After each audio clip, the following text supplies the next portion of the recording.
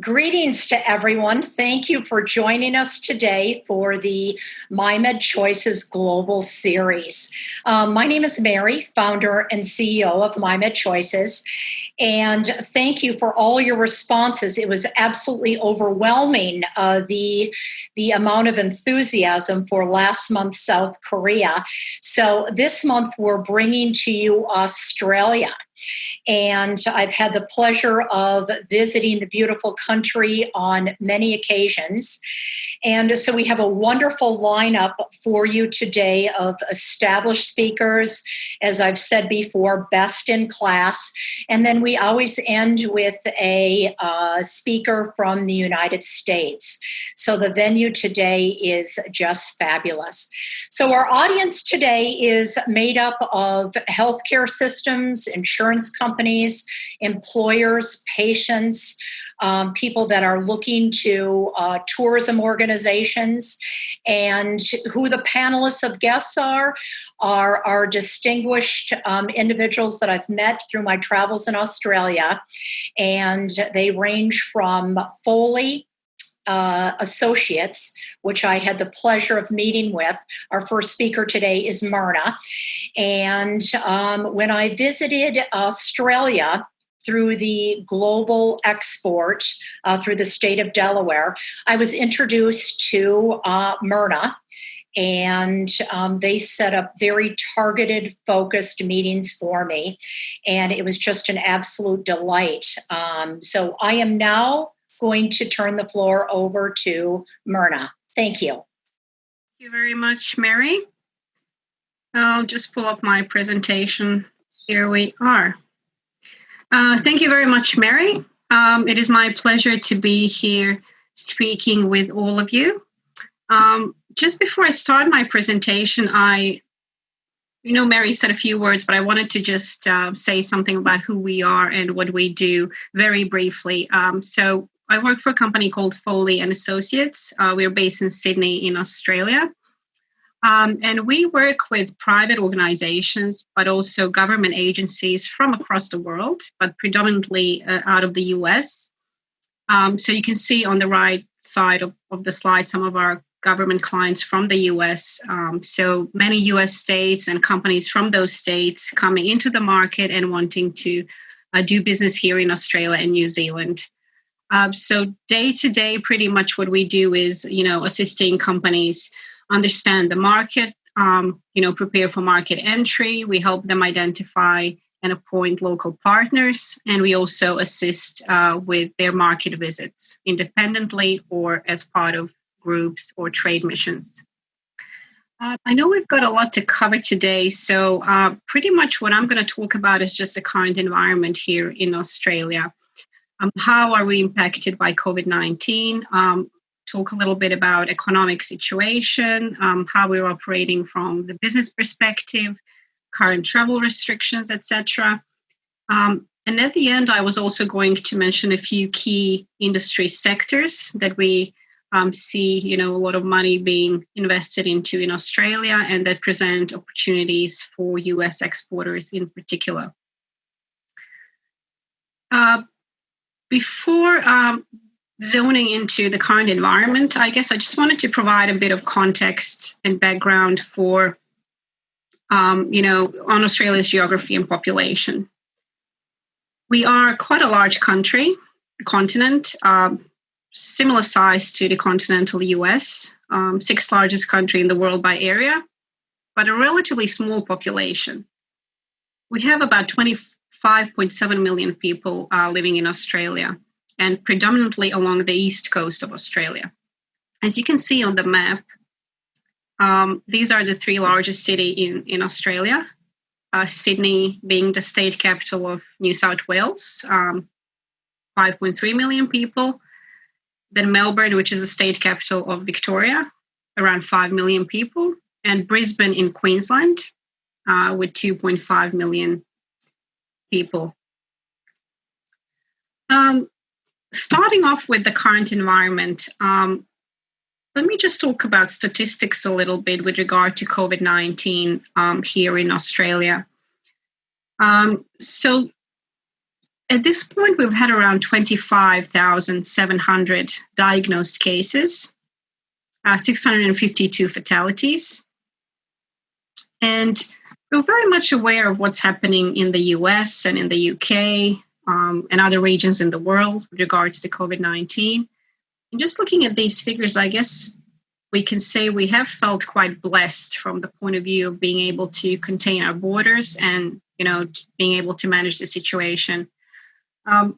It's still very challenging for us. It doesn't mean it hasn't impacted on our day-to-day lives and the way we operate and live. But still, I think we can say we have been managing the crisis reasonably well. Look at the low mortality rate and relatively high recovery rate as well. And in the case of this global pandemic, I guess Australia's, distance and isolation and our relatively low population have all been advantages in this case. Just moving on to the next slide, I wanted to just give you a brief overview of the current cases admitted in intensive care units and in hospitals across Australia. So you can see on the left-hand side, breakdown by individual states and territories. And for many of the states, that number is quite low, 0, even in some cases, except for Victoria, which is unfortunately experiencing a spike at the moment. And I'll talk about that in a second. I just wanted to make a brief reference to testing in Australia with regards to COVID. To date, over 6 million tests have been conducted across the country.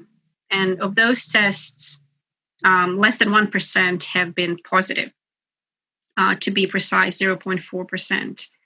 And in Australia, people can get tested at, public health facilities, mobile testing centers, or so-called drive-through pop-up clinics, or general practice, medical practices. And in all these cases, the testing for general population is free and is subsidized by a federal government.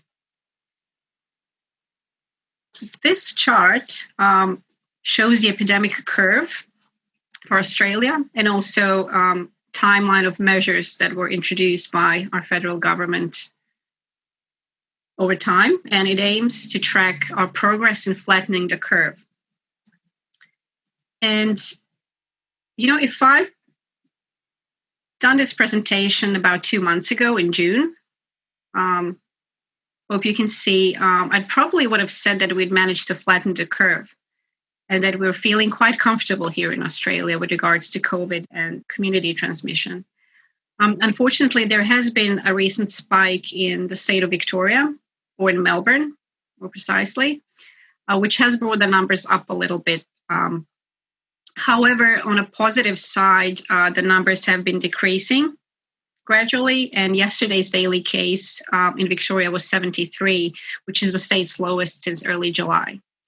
So I guess one of the messages, key messages that our government has tried to reinforce recently in particular is that, acknowledging our success in managing this situation, we still are not at a stage where we can go back to, living our lives the way we were before the pandemic. However, everyone is in a similar situation, and many states and countries will be feeling the effects for some time, I guess. Before I start talking a little bit about business operations and travel, etc., I just wanted to touch upon the economic outlook. The International Monetary Fund, in their June 2020 report, has predicted a fall of 4.5% for Australia in terms of the economic growth. And as you can see in the table on the top as well, they suggest that a lot of the advanced world economies will be hugely impacted in 2020. And you can see where Australia sits relative to other countries as well. However, what we can see on the bottom left side is that the IMF is suggesting that Australia will be one of the few countries which will experience the so-called V snapback recovery in 2021. So a sharp fall in 2020, 4.5%, and then a recovery or rebound in 2021 of 4%. But what we think, rather than this is quite an optimistic scenario, to be honest. And what we feel will be a bit more realistic is that we will not have this snapback recovery as they suggested. It will be more of an incremental, step-by-step recovery. And the main reason for that is that Australia, I've talked about the distance and the isolation of the country, but we're not operating independently from the rest of the world. We very much depend on the US and the UK, Asia, and what's happening in all of those economies. So there is a flow-on effect, and whether if it's related to tourism, education, travel, supply chains, etc. On a positive note, it's been quite interesting to see the accelerated way that the Australian government has, been able to develop and roll out this economic stimulus package.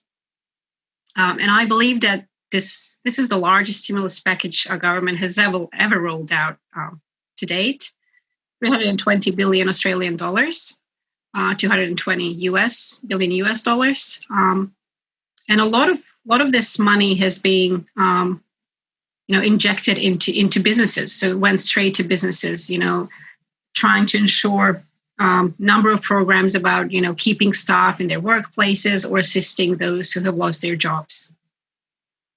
Talking about business operations, I think it was second week of March when things started shutting down in Australia. And it doesn't mean we haven't been working. We have just been all working in a very different environment here in Australia.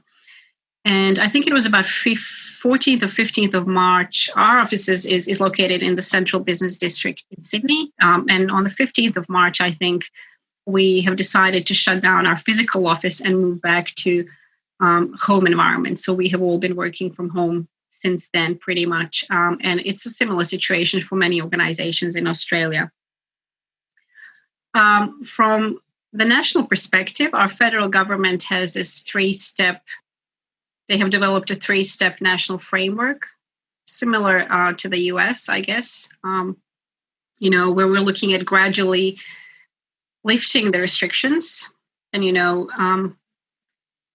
with regards to workplace, returning to workplace, social gatherings, interstate travel, etc.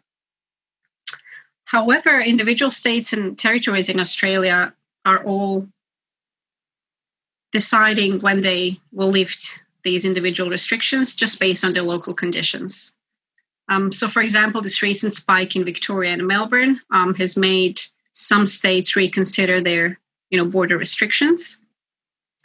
And they have imposed a range of interstate restrictions on a temporary basis just to reduce the spread or control the spread of COVID-19 within their borders. When we talk about international travel, there is a ban on overseas travel from Australia and New Zealand at the moment, unless there is a very specific reason, so compassionate grounds, for example. And all returning travelers must quarantine for 14 days on their return to Australia. So we don't know how long these restrictions will last. And at the beginning of this, we had all hoped that, we'd be able to travel internationally by the end of the year. But the way it looks at the moment, we're hoping that, some level of international travel will resume in 2021. And from a freight perspective, it's been a bit of a different story. So sea freight's been business as usual. Air freight, there have been some challenges, with less planes flying, etc. But effectively, it's still happening. Before I start talking about, those key industry sectors that I've mentioned, I wanted to say a few things about Australia from the point of view of doing business here. We are one of the easiest places in the world to do business, according to the World Bank. We're number 14 in the world in the list. That's interestingly topped by our neighbor, New Zealand. Have a very stable political system, strong governance. They're both key to our economic growth and security in the country, which has been providing an incentive for a lot of companies expanding their businesses or considering Australia as a base for expansion in the Asia Pacific region, for example. And interestingly, we're one of only 10 countries to maintain our AAA credit rating throughout this coronavirus-induced global recession, I guess. So we have recently entered into first recession in Australia in almost 3 decades. We've had the impact of bushfires at the start of the year, and now the coronavirus has unfortunately ended our 3-decade-long run of uninterrupted economic growth. But prior to 2020, Australia experienced only 2 years of negative growth over the previous 6 decades. And those were in 1983 and 1991. And this is an extraordinary performance and is unmatched by any other major economy in the world. Our trade links with neighbor countries are also a major factor. We know that the Asian region is fast growing, and we have a network of 14 free trade agreements across Asia and the Pacific. And also this year, 2020, marks the 15th anniversary of our trade agreement with the United States. And the United States is Australia's most important economic partner. About 80% of our economy is services-based. So we talk about tourism, education, hospitality, etc. But there are several key industries that actually fuel our exports. So there is a huge appetite from the Asian markets for Australian minerals, energy, so our resources, but also our clean and green produce and food. So I thought I'd zone in on very briefly on some sectors that we've selected. I know we may have a diverse group of organizations listening in, but just wanted to briefly mention a few sectors where we see a lot of money being spent in Australia. And as I said, that we believe present opportunities for international US exporters in particular.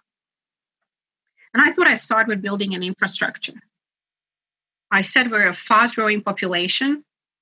So population freight movements in Australia are expected to double over the next 2 decades. There is significant investment on all levels of government, so state and federal level, in transport, utilities, social infrastructure. There's 100 billion Australian dollars in federal government's investment pipeline only in transport infrastructure in Australia to 2030, so over the next 10 years. I'll talk about healthcare and life sciences in more detail, just moving to advanced manufacturing and defense. Australia is importing a lot of equipment for our key industries, such as mining, oil and gas, even agriculture. But we're actually really smart when it comes to advanced manufacturing. So we're talking about moving onshore production, developing local industries around critical, smart, advanced manufacturing, whether if it's sensors, smart robotics, automation, etc. And Australia is looking to partner.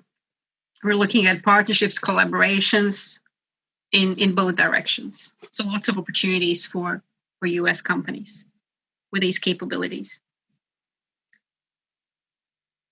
When you talk about agriculture, I think a lot of people are aware that Australia is a major agricultural producer, major exporter in this space. For example, we're the leading producer of beef and wool, wheat, wine as well. And of 15 top food markets, top export markets for Australian food, 12 are in the Asian region. So there is a strong appetite from Asia, as I mentioned, for the clean and green produce of Australia.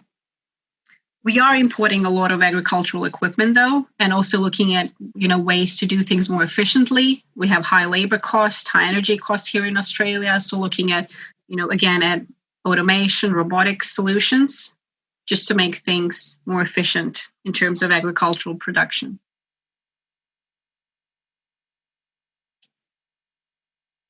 I want to talk about healthcare and medtech in particular. This last part of my presentation. And I mentioned we import quite a lot of critical components in Australia, and medical equipment is one of them. You can see the statistics on the screen. This is a huge percentage. So about 80% of all the medical equipment that we use in the country is actually imported. And the US is one of the key, I think, top 2 or 3 suppliers of medtech to Australia. Sector is presenting lots of opportunities. We've got rapid population growth, as I mentioned, particularly here on the East Coast. We also have an aging population. So there's lots of appetite from our public health system, from health funds, private health chains, organizations such as Ramsay and HealthScope, to investigate where they can identify solutions that would allow for better patient care. Or, for example, better care of our seniors in their homes rather than, in the hospitals or institutions. And if you think of the current environment with regards to COVID-19 in particular, we have talked for many years about telehealth in Australia. We are a very urbanized country. Lots of our population lives on the East Coast, in or around major capital cities. But our state and territory health departments have an obligation to deliver health services also to regional, rural, and remote communities across Australia, particularly Queensland, for example. So telehealth has been on the agenda for many years in our country. But I guess it's all moved to the next level in this COVID environment. It's been a catalyst to try and change the government perception as well. Because people suddenly didn't want to go to the local ER to visit their GPs. And I guess the government is backing this with funding. You can see most recent announcement of 1.1 billion Australian dollars in funding for telehealth and mental health in Australia as well. So I guess with this slide and this telehealth, focus, I wanted to finish my part of the presentation. And back to you, Mary. Thank you very much. Well, I wanted to say thank you so much, Marty. You did a fabulous job. And I think that it is really important on our Mymedchoices series to see the state of the country and how everyone is doing, what the government is doing. So I really thank you for that. I visited Australia a couple times, and it was an absolutely fabulous country, of course, but I felt safe. It was very easy to navigate and get around. English. Everyone was speaking English, and that's really important too for our patients to hear that. So I heard you talk a little bit about opening up the market, and we're looking at sending our patients over probably in January of 2021. So today our audience is healthcare systems, employers, hospitals, wellness centers, dental offices, tourism organizations, and private patients. So you're absolutely right in that we have a very diverse audience, and we also have a global audience.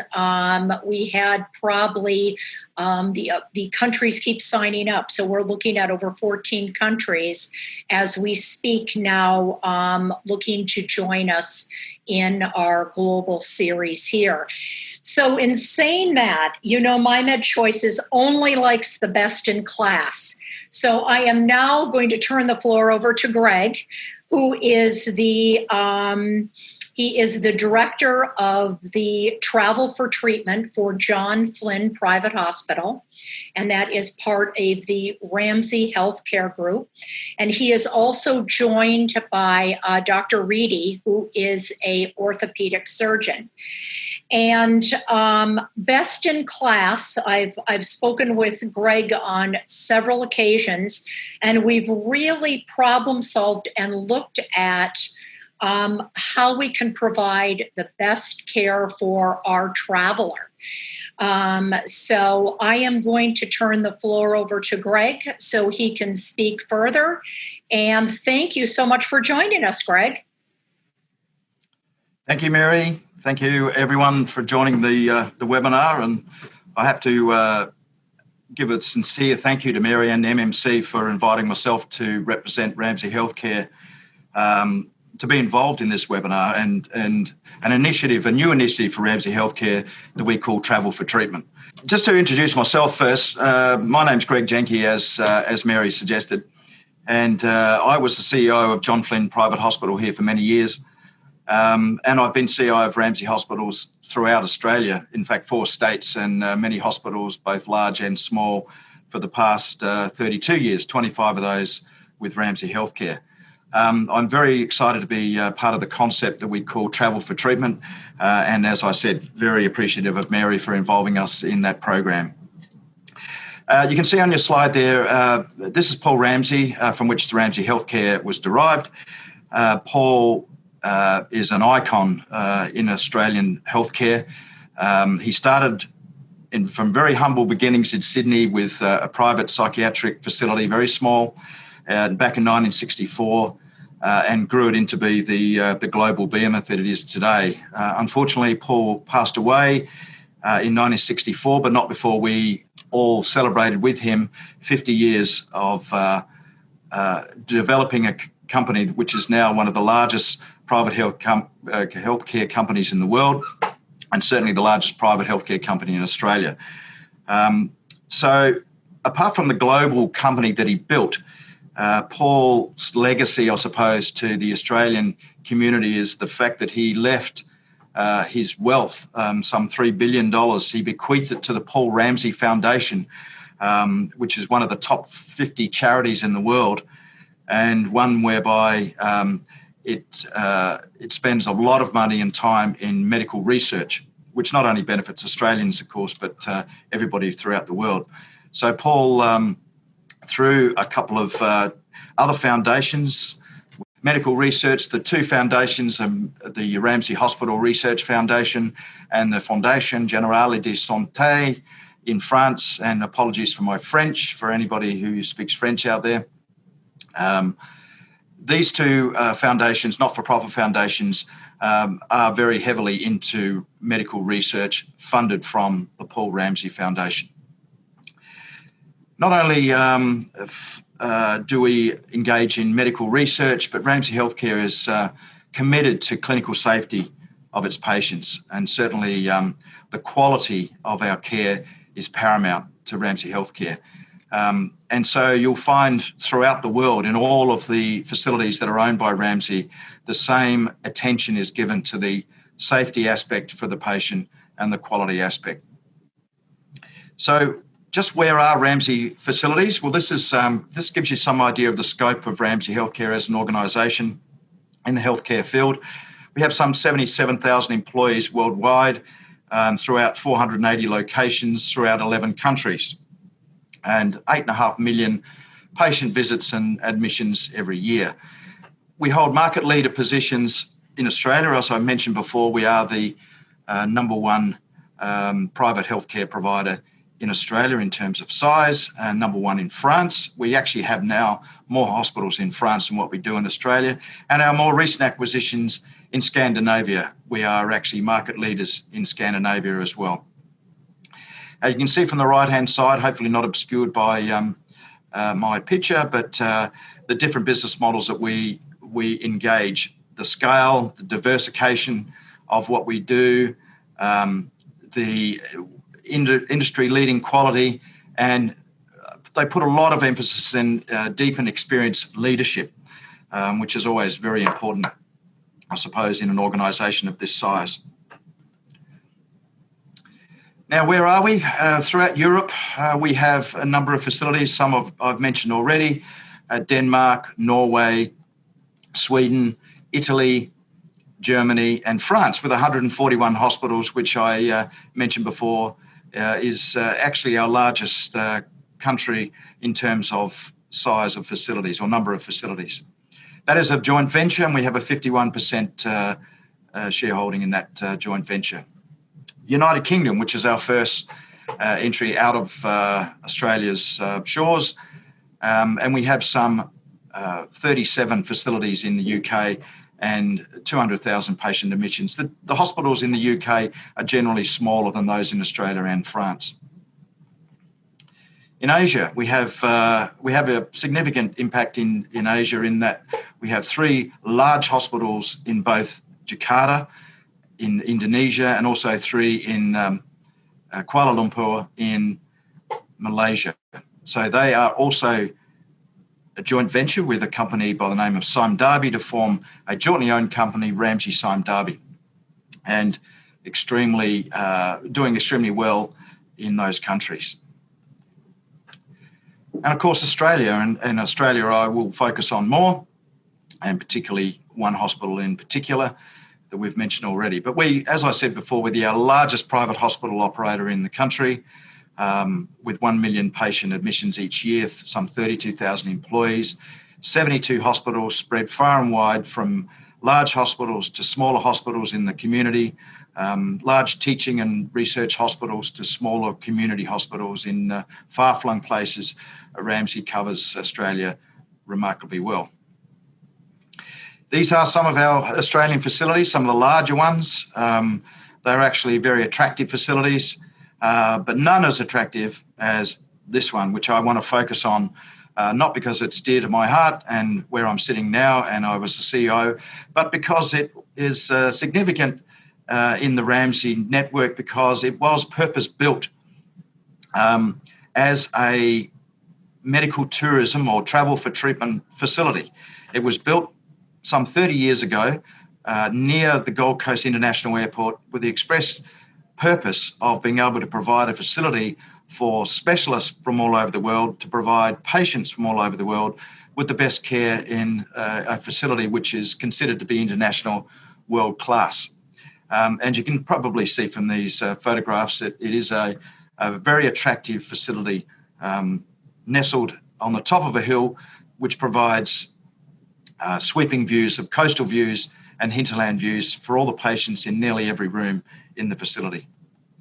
It's a large campus and continuously growing. This is a computer generation of a recent addition, which is over the right-hand side, which is the specialist consulting suites, which houses more of our newer specialists, and Dr. James Reedy is one of those specialists I will introduce very shortly. But it just gives you a context as to the size of the facility that John Flynn has now become. Just to give you some aspects from world standards, it's not a huge hospital. It's only 361 beds, all private rooms, or nearly all private rooms, some 1,300 staff. It has a number of main operating theatres and 13 operating theatres, a procedure room and 3 cardiac cath labs, but it has emergency department, ICU, maternity, rehabilitation, and nuclear medicine with MRI, PET, and radiation therapy, which is very important, as I will allude to shortly.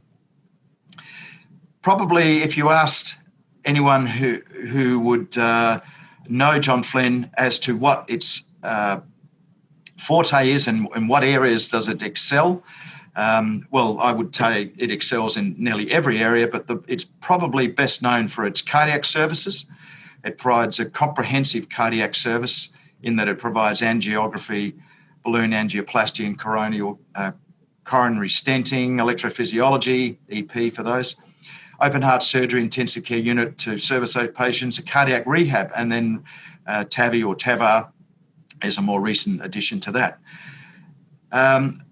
Probably sharing top billing would be our orthopaedic surgery. We have some 21 orthopaedic surgeons.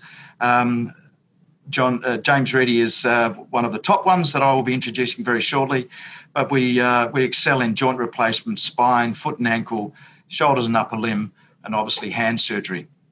And James and his colleagues cover those beautifully. We're very well serviced for robotic surgery, which is increasingly becoming more important in the surgical profile of a hospital these days.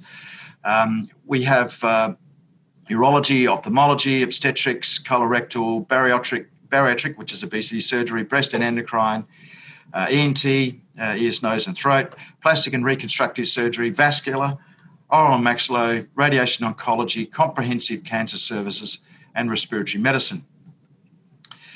Our MMC agreement, the agreement that we have with Mary, provides for comprehensive health checks. We're very keen to explore this area of comprehensive health checks because people ask, why would somebody come all the way from the United States to have a comprehensive health check?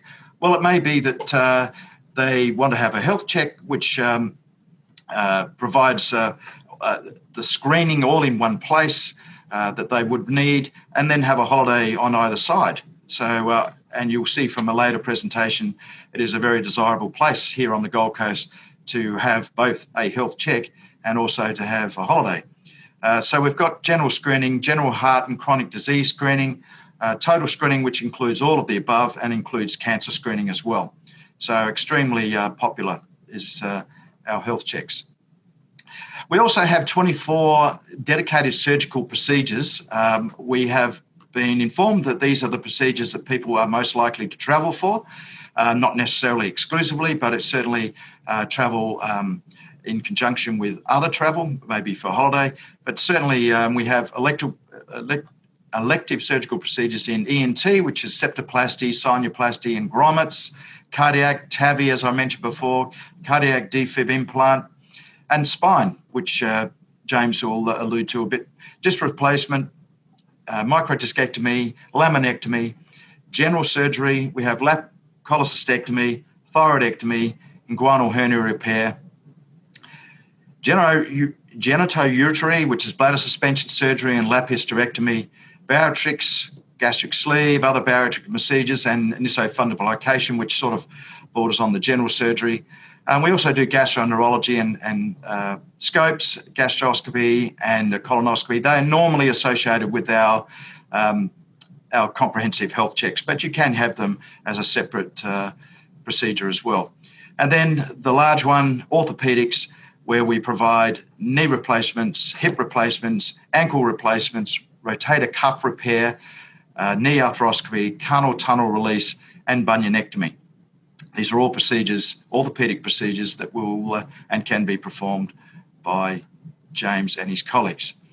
So that's a quick roundup of Ramsay Healthcare, who we are and what we can offer you. I will now hand over the seat, literally, to Dr. James Reddy, who will talk to you about orthopedics and the international medical care. Thank you. Good morning. Thanks again to Mary and thanks to Greg and Ramsay for giving me the opportunity to maybe put a face to the eventual destination of some of your patients. So I'll talk a little bit about my group. We're called Orthopaedic Clinics Gold Coast. And as you can see, we're located here on the Gold Coast. This is an aerial photo of the Gold Coast, and it features an area called Surfers Paradise, which I think is probably the most familiar term to most overseas visitors. And I can assure you those beaches that you can see there, the sand is so fine that when you walk on it, it squeaks, and you don't get that in too many places in the world. So a little bit about us. This is my my colleagues. What we tried to set up here in the Gold Coast was basically a one-stop shop where we covered all surgical disciplines within orthopedics. So we found 7 like-minded colleagues. We're all mates and we're very collegiate, which I think is one of our strengths. We are across all of the private hospitals on the Gold Coast, and as I say, we cover everything from neck down to foot. This is just some photos of the team in action here at John Flynn. As I said, I think the strength of having 7 guys that get on is the fact that we have, we'll often put a couple of brains to the single problem. If there's complex surgery that needs to be done, we're more than happy to scrub in and give our colleagues a hand. So often, or certainly it's not uncommon to have 2 of us operating on the one patient. And we do that because we want the best outcomes for the patient. living in Australia, we used to remote healthcare. As one of the previous speakers said, we're not a populous country, but we're a large country. So we'll often have patients from many hundreds of kilometres away want to come and consult with us. And certainly what we've found is if someone is coming from 300 or 400 kilometres away for a half an hour appointment with us, that means it's 2 days out of their schedule. So that's 2 days of wages lost, that's accommodation costs, all for a half hour appointment. So we got onto telehealth pretty early on in our experience. We were also aided by that in the fact that I personally am a pelvic surgeon, so I get all of the pelvic fractures from the area. So telehealth was something we started a few years ago back in the public hospital, and that's something that we've carried across to the private arena. So we initially provide a telehealth consult, and there's a couple of pathways by which we do that. But it's not limited. We also use Zoom and things like that. We will then do preoperative planning, and I'll explain why that's important. You then have a stay in the private hospital here, and depending on the procedure you have, will determine your length of stay. We are not ambulatory surgery here in Australia as at yet, in that most of our patients will stay, I'm talking joint replacements, will stay between 2 and 4 days in hospital, seen daily by ourselves and seen by the physiotherapists, and getting really personalised nursing care. They then see our physios, return home, and then with telehealth, and as I'll talk to you about in the upcoming slides, we have the ability to stay in touch with the patients, and that's of benefit to us because we get to score our patients and see how they're going, and so we can tailor our practice. But obviously it's of benefit to the patient in that they feel reassured that they can get in touch with us at fairly short notice, as can their physician. So what you see here is a picture of Rosa. Whilst we're a long way away from the rest of the world, we like to think we're at the forefront of technology. And whilst all this technology has been designed in the US, I'm going to flick through. You've got Stryker, which is makes a Mako robot. Rosa, the one you saw, and then Smith & Nephew, Navio. Now, these are 3 robotic systems, all of which we utilise in our practice here. And in fact, the Gold Coast had more Mako units for a population of around 600,000 than the entirety of the UK did. That's changed in the last year, but it goes to show our commitment to technology, and we really believe that technology allows us to perform the operations that we want to do better, and so we've really embraced that here on the Gold Coast. And to that end, one of the companies has got a collaboration with Apple in that wearables now become a way of keeping track of our patients.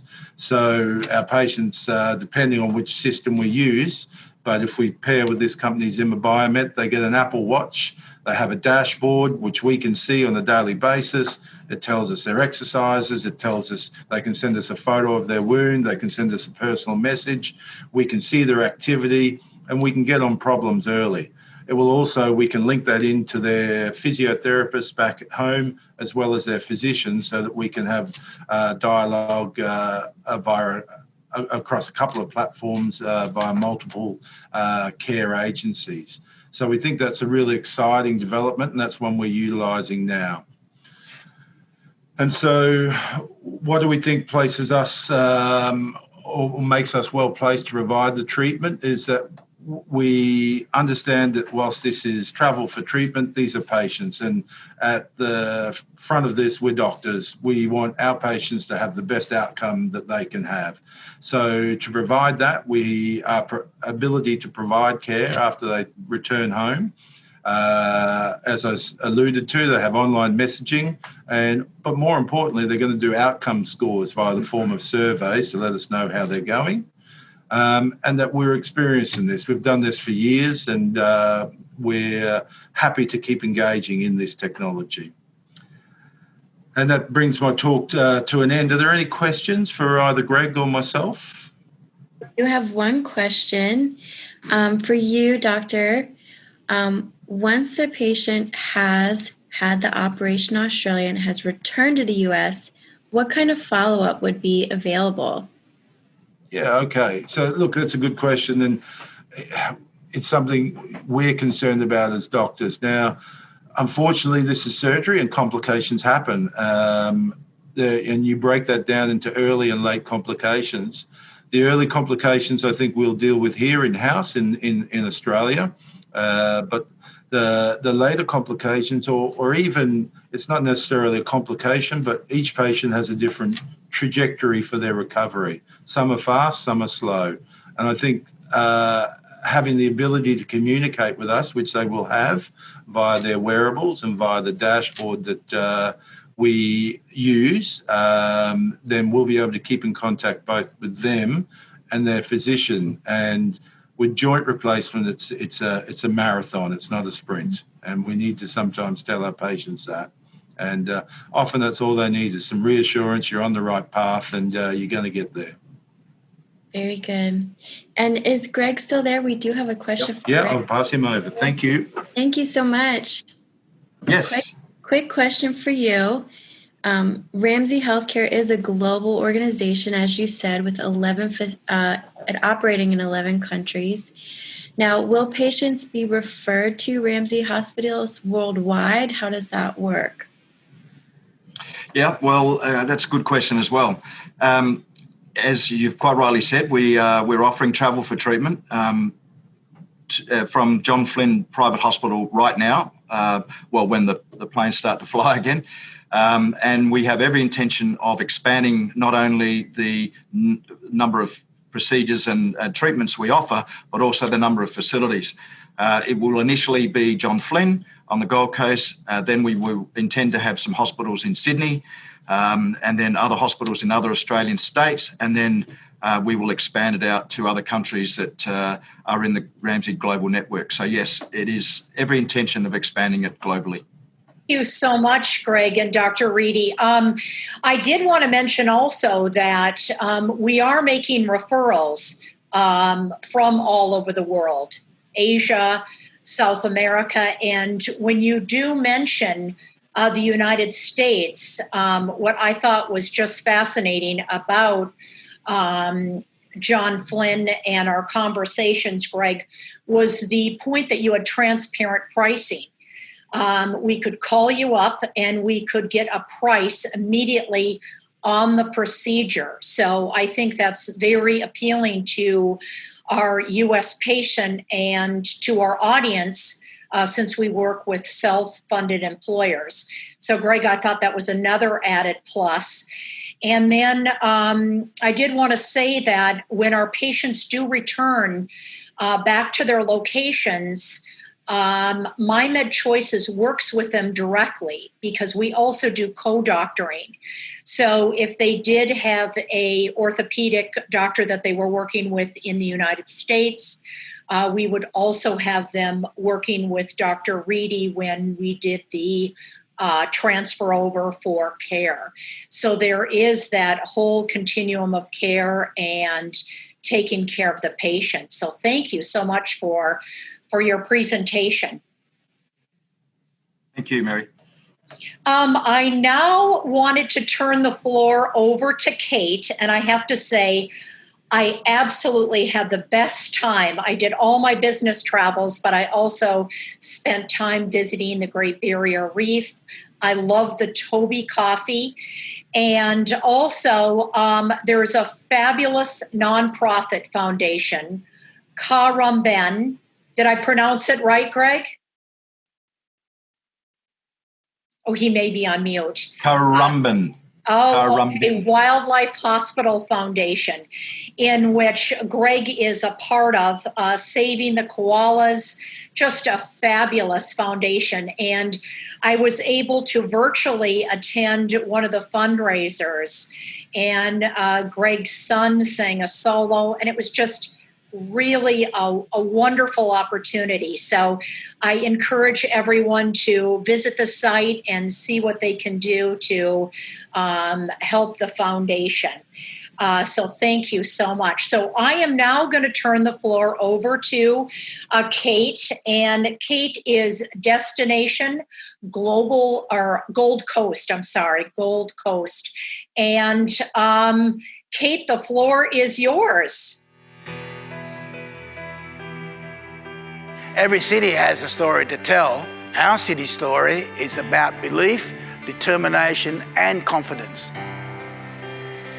Behind our city story are the people of the Gold Coast, warm, welcoming, and compassionate. The coast is a young city and a place where that have-a-go spirit for business is welcome. Here on the Gold Coast, we've got a little bit of a different business culture than some of the states or capital cities. We're a lot more relaxed, a lot more laid back. We are patriotic towards living and having a business on the Gold Coast. We are really proud of what we've developed here on the Gold Coast. We've now established a world-leading institute creating cures and preventions for some of the world's most devastating diseases. When you bring together world-class universities, hospitals, and medical facilities all in one precinct, that's when collaborative thinking delivers pioneering science. The Gold Coast is Australia's favourite classroom. By investing in education and training, not only are we allowing our younger generation to get a world-class education, but we're affording them to build a career path here on the Gold Coast. The Study Gold Coast Employability Program is one of the largest in the country, and it helps facilitate student and employer connections. So with three leading universities now on the Gold Coast, we see a lot of talent. They're young, they're dynamic, they're full of energy, and that brings a new class of entrepreneur to the Gold Coast. We are broadening our economy with significant investment in the film industry, medical research, tertiary education, new theme parks, an expanded light rail system, our airport redevelopment, and the City Arts and Culture Precinct are symbols of our growing city. $130 million has been invested into developing our arts and cultural precinct. We're seeing an explosion of new arts and culture right here now on the Gold Coast. What's so beautiful about it is it encapsulates what this city is all about. It's about outdoor living. People move to the Gold Coast to live a certain lifestyle, and that's the business that we're in. So we've got this massive pool of people here on the Gold Coast that are searching for a better lifestyle, and now we've got this massive advantage that we have the pool of people that fit our culture within our business, and that's all part of the success. Last year, Gold Coast welcomed a record more than 12 million visitors. Over the next few years, there'll be more than $34 billion invested in Gold Coast tourism infrastructure. We're spending over $400 million on infrastructure. We want to make sure that we have enough terminal capacity to see the airport through to the 16.5 million passengers we're expecting in the next 20 years. There are some incredibly innovative companies at the Gold Coast doing everything from consumer products to business software. We've even got companies that are shooting rockets into space. When you have digital technologies and a good innovation ecosystem, you have a diversified economy. We're at the forefront of driving digital innovation. We're at the forefront of providing digital infrastructures to help companies be successful. The Gold Coast is an innovative city where 1 in 5 people own their own business. We're in a stage of growth. We're upgrading the old and investing in the new, and it's exciting to see the city's modern new infrastructure. We're a city with endless opportunities to invest, build and reside. The Gold Coast Light Rail has completely transformed how we view public transport. It's the biggest transport infrastructure program that the Gold Coast has ever seen. It's quintessentially Gold Coast. It even has things like surfboard racks. The Commonwealth Games took the message that the Gold Coast is truly a global event city with a whole host of events already established. The eyes of the world now realise that the Gold Coast is a hot event destination. There is a deep civic pride that runs across this city that is driving this city forward. It's a place where people can grow, connect and find balance. With a city growing with endless opportunity and a lifestyle like no other, that's what makes the Gold Coast way ahead. So, greetings from Australia's Gold Coast. As Mary said, my name is Kate, and today I'll be providing you with an overview of our fabulous destination. As you have just seen in the preceding video, we are a young, vibrant and innovative city by the sea. Located in the southeast corner of the state of Queensland, we are approximately 13 hours flight time from the US West Coast. The Gold Coast is an easy 1 hour drive south of Queensland's capital of Brisbane and approximately 9 hours drive or a 1 hour flight north of Sydney. Melbourne is a 2 hour flight or approximately 17 hours drive to offer you context of the vast landscape of our beautiful country. The Gold Coast prides itself on our unrivaled blend of world-class medical facilities and down-to-earth hospitality, making us the perfect location to rest and recover. No matter which part of the Gold Coast you start from, there is a form of transport waiting to get you to your destination.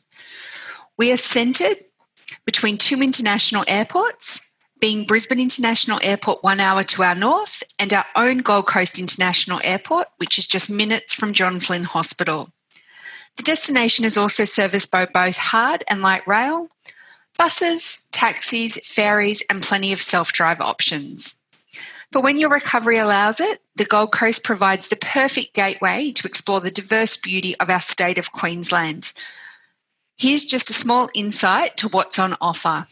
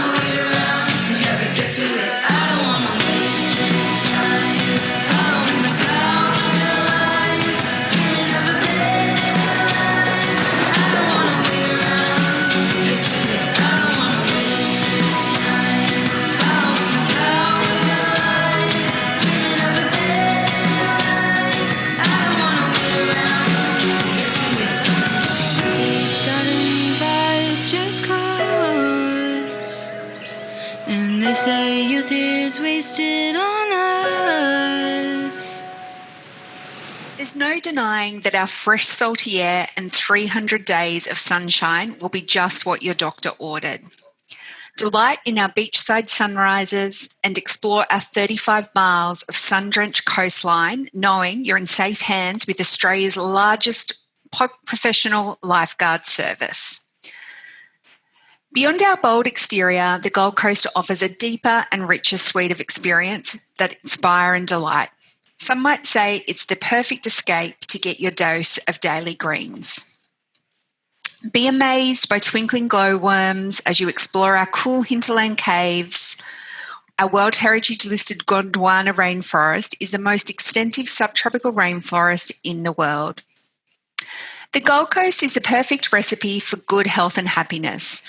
With local produce, kitchen talent this good, we challenge you to exhaust the destination's comprehensive list of foodie haunts. From five-star dining to street food markets, caffeine to cocktails, we know foodie culture best.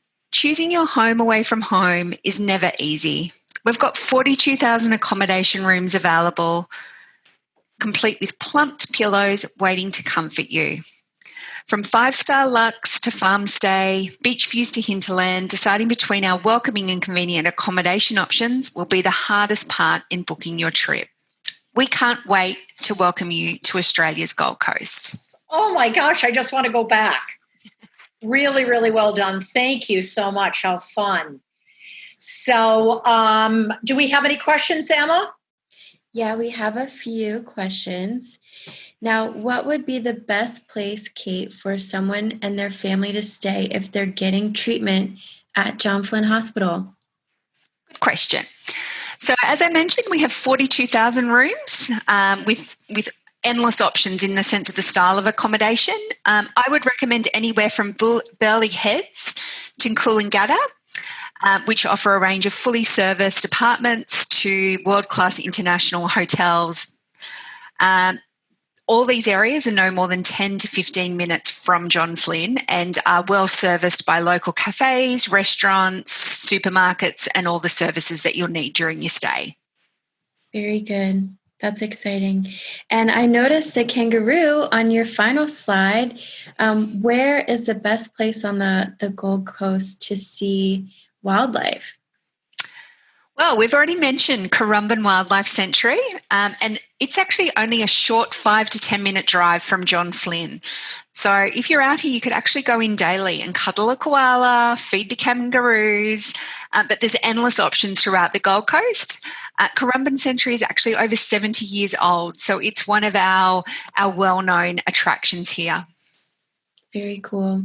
Now, how about the Great Barrier Reef? Can that be done in a day trip or in one day? I think the distances are really hard for people to comprehend here in Australia. You can do a day trip by air, so a small plane that will leave Gold Coast Airport will take you to the southern tip of the Great Barrier Reef and a place called Lady Elliot Island. If you did want to go to areas like Cairns or the Whitsundays, there are flights available from Brisbane. The Whitsundays is about a 1 hour flight.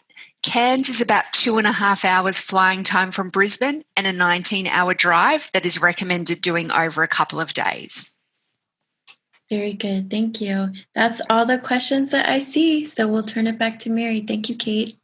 No Great. problems. And Thank you have to take the helicopter tour over the Great Barrier Reef. Oh my gosh, it's just so fun. So fun. So thank you, everyone. And in closing, I always like to bring on an area expert from the United States that brings together Joe. I've known and just superior quality in the services he provides. He's the president of Vine Branch Consulting, co-owner of Senior Rehab Center. And he has been doing some very innovative things in regard to his ministry, not only within the United States, but globally. And I know we have the COVID, we have more of our seniors that are stuck inside. And Joe just brings a really interesting perspective that he will be closing our presentation. So Joe, I am turning the floor over to you. Mary, thank you so much. And I've got to compliment Mary before I start my own presentation. I've known Mary for over 10 years now, and her passion, her enthusiasm, her innovation is second to none and is absolutely contagious. And you see that in Mymedchoices, because Mymedchoices is not just medical tourism. It's offering solutions in so many different venues. And I want to talk about one of those venues today as we talk about the post-acute marketplace and dealing with elderly folks. It all starts with caring.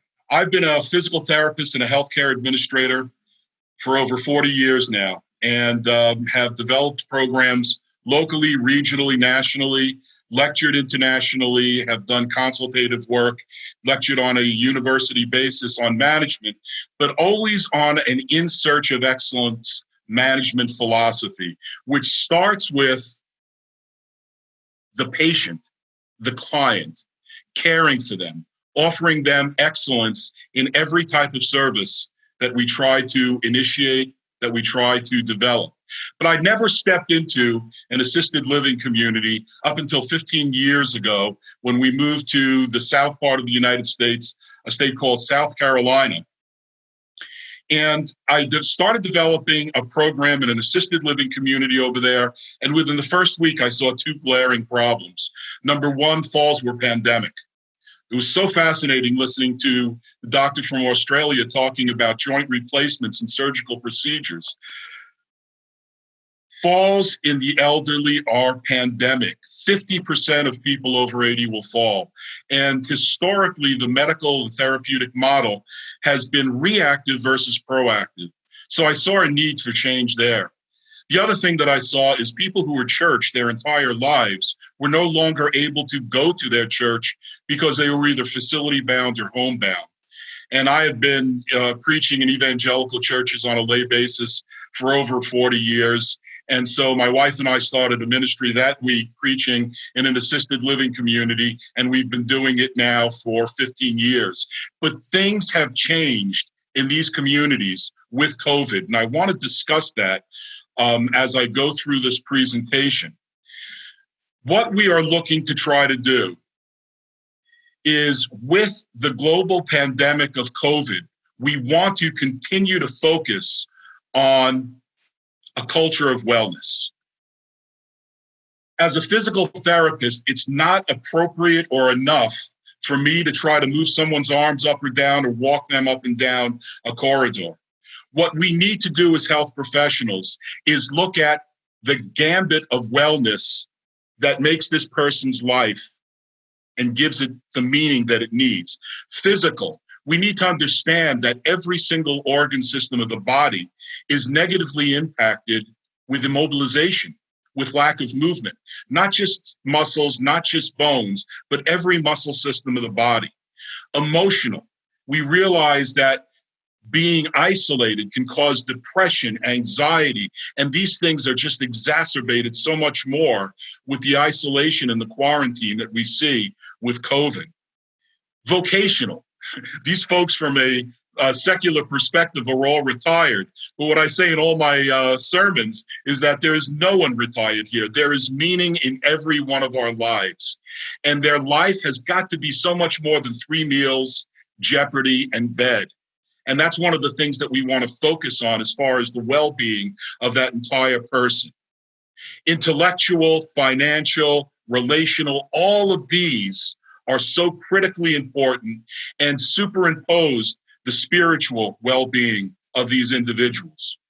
So we are interested in wellness, but the model of being able to have people go into assisted living communities if they need additional care is really going to be impacted in the future. The baby boom generation, the folks that were born between 1946 and 1964, is an explosion. In the United States alone, that represents 65 million people. In Australia, 5 million, which represents 22% of the population. In the next 20 years, that relates to a 375% increase in homebound individuals in the United States alone. So to depend upon assisted living as the answer for folks who need assistance is just not a reliable alternative. So 15 years ago, when I started lecturing across the nation with regard to a proactive approach to dealing with folks who are homebound or community bound, it was apparent to me that we needed to have another answer other than assisted and independent living. We needed to be able to understand how to appropriately care for folks at home once the medical model stops in the post-acute marketplace. Here's the challenge with COVID. And this picture is very touching to me because I see this every day. I see family members standing outside the window of their loved one, their mother, their grandmother, because they cannot visit them face to face. It's heartbreaking. Even my sermons, I can't preach on a Sunday anymore to a group of individuals. What I need to do is when I'm going in clinically to treat, I walk up and down the corridor with a mask on my face, preaching, singing hymns, trying to do the best we possibly can. We need to be innovative. But the challenges we face right now is COVID is increasing the population of individuals who are having problems with wellness. People that we never needed to treat previously because of inactivity, staying in their rooms, not moving the way they normally would. In an elderly population, that can be the prescription for a declination, not only from a physical perspective, but from a mental perspective, emotional perspective, etc. And even when the effects of the pandemic settle down dramatically, the impact on elderly populations will still be significant because of their reticence to want to go out into the public. The medical model of care ceases once the acute stages of care end. If somebody's had a total hip, they go in from an emergent perspective, surgical perspective, acute rehabilitation, home care, outpatient, discharge. And then there's a void. And if there's no family there, and if the person's by themselves, once that home care provider leaves, the only other alternative that that person usually has is companion care. And companion care can be very, very expensive. And with the meltdown of the nuclear family, you can't always depend on a family member to be there. So the question that I brought to myself is, what now becomes the answer? With a growth of homebound populations, with governments and the private sector not being able to cover the cost of this, what do we do? So we started a platform in conjunction with Mymedchoices to offer answers. One of them is a not-for-profit that we're in the process of developing called Bridging the Gap, where the mission statement is optimizing the quality of life for those who are homebound or community-bound. How can we offer solutions for these individuals where they are? The goals: assisted living without walls. The programs and the protocols that are used in the assisted living communities within a general community can and should be adapted to the general community around them. I find this to be a very hospital-centric program. I want this program to be able to be replicated literally anywhere in the world where it's not cookie cutter, but where the philosophy remains the same. The local hospital, working in conjunction with the assisted and independent living marketplace, can be a foundation of education, screening, and care for folks that are in the assisted and independent living facilities, and also people living in the adjoining communities. We want to optimize the 7 components of wellness on an ongoing basis. Now, the way we thought we were going to do this, the phase 1 of this, was going to be an actual platform where the assisted living community, the facility itself, would be a mecca where elderly folks from the outside could come in there for screening, for education, for program. It made sense from a care perspective. It made sense from a marketing perspective because the hospital's working in conjunction with that local facility. That local facility has older folks coming in from the community. It's a wonderful marketing platform for them.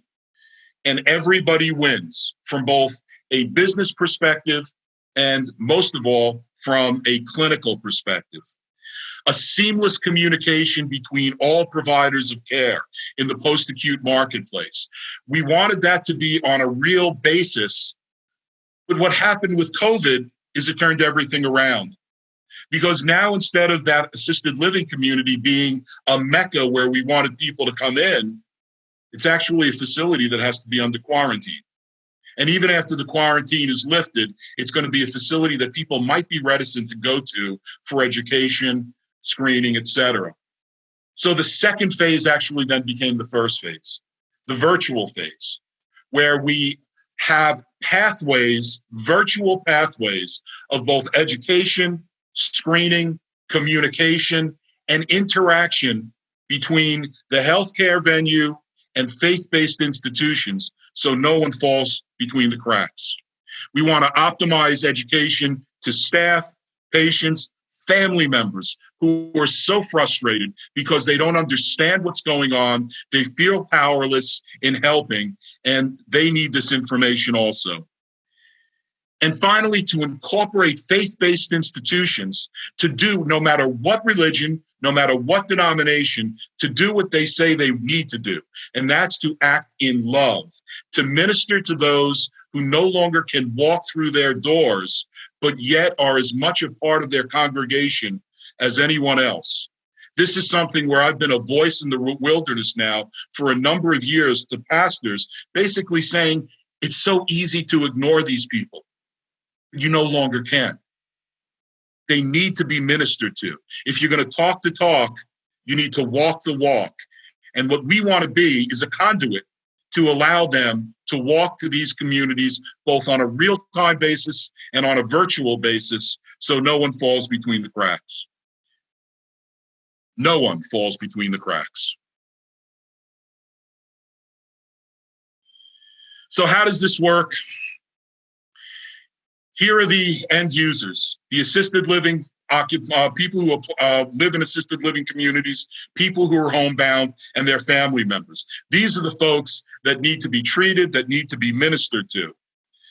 The clinical continuum, the local hospital, this is a hospital-centric program. That local healthcare system should be the foundation of healthcare within that community, which includes both physicians and psychologists to deal with physical, emotional, psychological problems, faith-based institutions that are now communicating with the healthcare team on a real-time basis, home care and hospice, therapeutic intervention.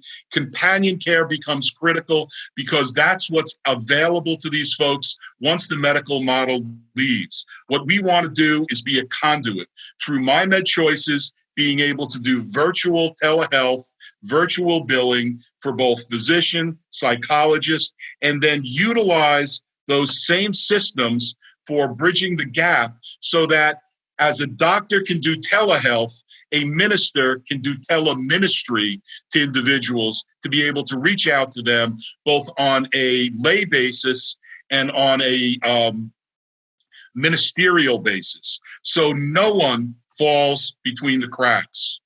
We want to offer solutions. The beauty about this from a business perspective is that there is a win-win scenario every step of the way on a business-to-business basis, business-to-consumer basis, and I've added another one here, business-to-faith-based perspective, because businesses being able to reach out to faith-based institutions, showing their care for these individuals, showing their heart, and offering solutions now versus a shrug of the shoulders, basically saying, it's not a good discharge, but we're going to do the best we can. Are there any questions? Thank you so much. It looks like we have one question, and you mentioned the faith-based community. What has been their response with regard to reaching out to the homebound in their communities? Well, Emma, that's a really interesting question because if I've met with one pastor, minister, rabbi, I've met with hundreds. And at the beginning, they weren't even aware of it. And when I made them aware, they were embarrassed because they realized how much or how little has been done. But every one of them, without one exception, agreed that this is a responsibility to reach out in love, to reach out and minister and not just talk the talk, but walk the walk. So I'm still out there as a voice in the wilderness, but I'm not going to give up. And this isn't just for the United States, Mary. This is something that I feel can and should be replicated wherever we go. Thank you so much, Joe, because I know you are in such high demand with your speaking engagements. And so to take the time out to speak to all of us, I really want to thank you for giving us your perspective and opening up our eyes to some of the issues that you're dealing with and how we can solve them. So in closing, I just wanted to say that Mymedchoices is here to offer our audience more choices and options. We are opening up the globe for medical, health, wellness, dental, and allowing you as the consumer, the patient, to make more informed choices. With transparent pricing. And then I always close with a innovative entrepreneur such as Joe, who is giving us a very different perspective on one of the issues that we're dealing with. So I want to say thank you to all of our distinguished guests today. And Australia is just a fabulous country. I'm excited to get back to Australia. And please feel free to reach out to any of our guests if you have any questions or comments. And like I said, Mymedchoices only deals with the best in class, and our panel is fabulous. Thank you so much, everyone, for your time, and enjoy the rest of your day.